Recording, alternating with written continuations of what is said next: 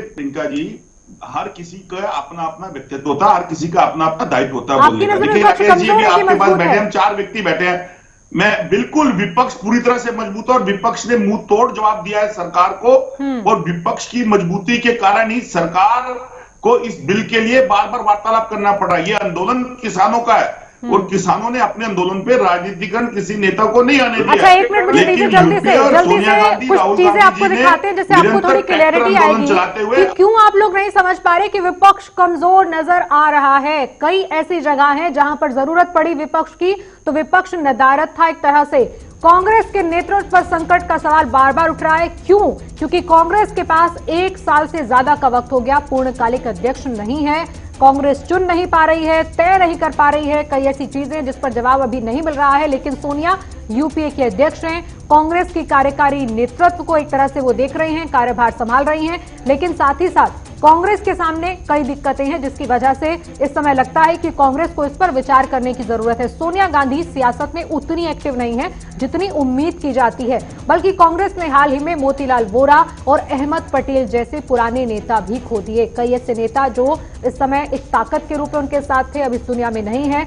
ऐसे में कांग्रेस का नेतृत्व कौन करेगा, इस सवाल का जवाब कांग्रेस के कार्यकर्ता ढूंढ रहे हैं और बाकी लोग भी जानना चाहते हैं कि कौन है जो कांग्रेस को संभालेगा। जब कांग्रेस का अध्यक्ष नहीं तो यूपीए का भविष्य क्या है, इससे आप अंदाजा लगाइए कि इन सवालों को आखिर क्यों तवज्जो दी जानी चाहिए। मोदी शाह की जोड़ी के लिए शानदार नेता की जरूरत है जिसकी तलाश इस समय की जा रही है, लेकिन कब वो नेता विपक्ष के हाथ लगता है, यूपीए के हाथ लगता है, देखना होगा। राहुल गांधी नेता हैं लेकिन तजुर्बे की कमी खलती है, चुनावों में भी अन्यथा भी।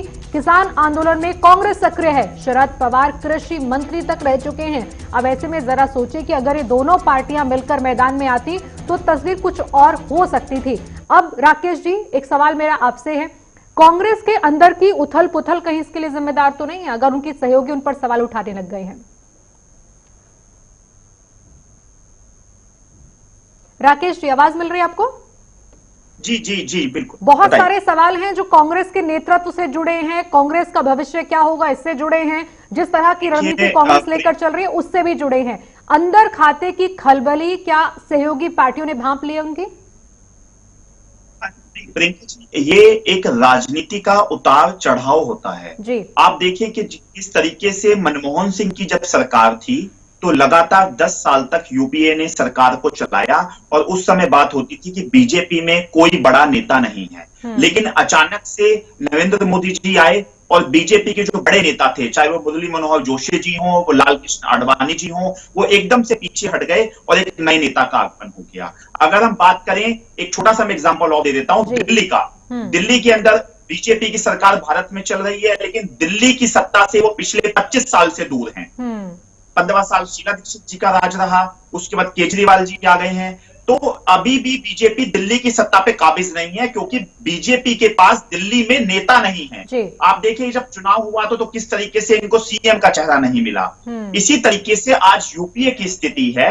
अभी यूपीए थोड़ा संभलने में समय लगा रही है, धीरे धीरे से एकदम से कोई नया चेहरा आएगा। हो सकता है शरद पवार जी आ जाएं या अपने आप लोगों के अंदर एक बदलाव की लहर आए। तो राजनीति में कब क्या हो जाए ये किसी को नहीं पता। ये मैंने आपको अभी 2 उदाहरण लेटेस्ट दे दिए हैं, लेकिन ये सच्चाई है कि थोड़ा सा यूपीए को अपने आप के अंदर मजबूती लानी पड़ेगी क्योंकि यूपीए के अंदर केवल इस समय मजबूती की कमी है, लोगों में आक्रोश है, लेकिन उस आक्रोश को विपक्ष जो है वो एकजुट नहीं कर पा रहा। लोग कहीं ना कहीं लोग परेशान है, तभी वो इतनी ठंड के अंदर -2 डिग्री 3 डिग्री टेम्परेचर में लोग बॉर्डर्स पे बैठे हैं, बुजुर्ग बैठे हैं, लेकिन विपक्ष उस चीज को अपने पास नहीं कैच कर पा रहा क्योंकि विपक्ष के पास कहीं ना कहीं कोई कमी होगी, ये कारण है। लेकिन ये कहना कि विपक्ष बिल्कुल खत्म हो गया है ये गलत होगा, लेकिन विपक्ष अपना काम ठीक से नहीं कर रहा। आक्रामकता जो होनी चाहिए, एकजुटता जो होनी चाहिए वो नहीं दिख रही है। जी वो नहीं। अनिल सिंह जी, एक और भी चीज बताइए जरा, अपने सहयोगियों को लेकर आप इतना टीका टिप्पणी करते हैं, आपने ये तो कहीं नहीं लिखा कि आप लोगों ने क्या किया इस दौरान, ये तो कहीं जिक्र नहीं है आर्टिकल के अंदर भी, और ना आप बता पा रहे हैं खुद से कि क्या ऐसा हो गया कि आप कांग्रेस के साथ होते होते भी कांग्रेस से दूर नजर आ रहे हैं। आपको लग रहा है कि कांग्रेस का नेतृत्व या कांग्रेसियों का यूपीए को लीड करना ये एक अच्छा मैसेज नहीं दे रहा है? आक्रामकता नजर नहीं आ रही है? कहां से लाएंगे वो आक्रामक नेता आप? देखिए प्रियंका जी, यूपीए एक बड़ा घटक दल में कांग्रेस की हिस्सेदारी है, एक बड़ा दल है और उसके नेतृत्व में यूपीए काम कर रही है।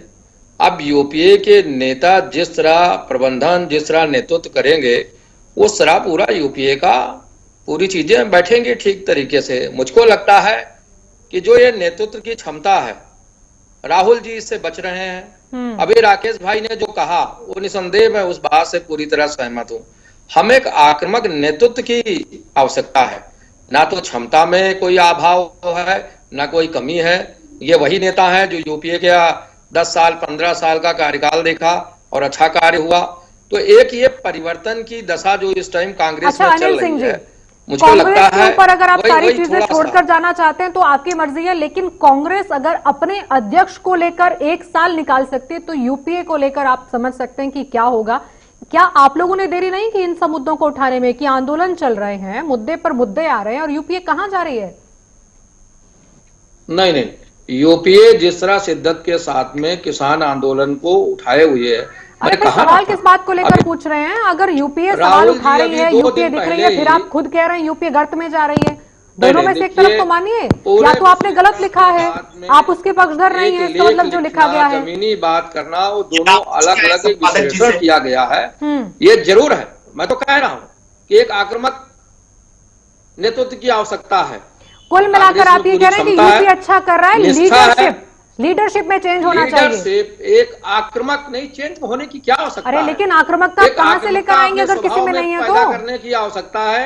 आक्रामक नेता क्या राहुल जी नहीं हो सकते हैं? आप ये कह रहे हैं कि मतलब हम मानना भी नहीं चाहते लीडरशिप बदले और बताना भी नहीं चाहते मुझसे कैसे बदले, लेकिन हाँ कुछ होना चाहिए। श्याम प्रकाश जी जल्दी से क्लोजिंग कमेंट इस पर। इतना कंफ्यूजन क्यों है? कभी कहते हैं शरद पवार आ गए, कभी कहते हैं नहीं सोनिया गांधी जी को नहीं हटाना चाहिए। लगता है आवाज नहीं मिल रही है श्याम प्रकाश जाटव जी को जी कि अब ये कहीं ना कहीं किसी निर्णय की ओर ये लोग जा रहे हैं। किसान आंदोलन में कम से कम जो है यूपीए ये सुधार, इसमें सुधार जरूर हो जाएगा। बाकी किसान बिल जो है वो पूरे देश को, देश के तमाम जो किसान हैं उनको पसंद है। अनिल सिंह जी, राकेश जी, बहुत बहुत शुक्रिया, आप लोग इस चर्चा का हिस्सा बने और आपने बताया कि आज दरअसल यूपीए की जो स्थिति है उस पर सवाल क्यों उठने लगे हैं। शिवसेना मुखपत्र के अंदर तो पुरजोर तरीके से लिख रही है कि बदलाव इस समय जरूरत है, कांग्रेस के लिए भी खतरे की घंटी है और यूपीए की हालत भी खस्ता है, लेकिन खुलकर शरद पवार के नेतृत्व को स्वीकारने के लिए मैसेज जाता है कि सोनिया गांधी के नेतृत्व से परेशानी हो सकती है, लेकिन वो भी शिवसेना मानने को तैयार नहीं है। फिलहाल देखना होगा यूपीए के अंदर क्या किसी बड़े बदलाव की तैयारी है जो सामना के अंदर एक आईना की तरह लिखा गया। फिलहाल के लिए इतना ही, फिर हाजिर होंगे। नमस्कार।